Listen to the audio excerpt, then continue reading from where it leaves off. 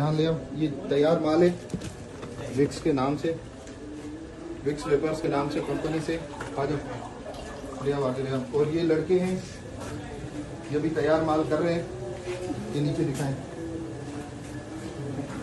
ये डब्बी है, ये विक्स के नाम से ही बना रहे हैं। आयोडेक्स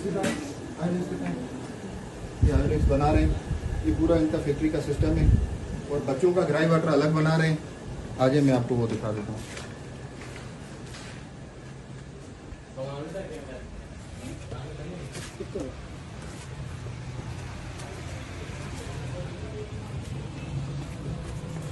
ये बच्चों के लिए 2 नंबर इन्होंने ग्राई वाटर बनाए हुए हैं, ये पूरे कार्टन तैयार हैं। और इसके अलावा इन्होंने इलेक्सो डी भी लिया हुआ है। और इसके अलावा इनके पास इंडियन माल भी पड़ा हुआ है काफ़ी मिकदार में, उस कमरे में लगे।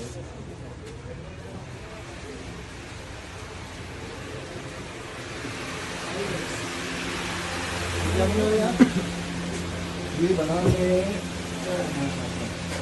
ये बच्चों का जो ड्राई वाटर होता है ये वो बना रहे हैं जाली। 2 नंबर ये लोग बैठे हुए हैं, यहीं पे पैकिंग कर रहे हैं, यहीं पे थैली लगा रहे हैं, यहीं पे पका रहे हैं। ये ड्रम इनका रॉ मटेरियल पड़ा हुआ है, ये इनके रेपर्स है।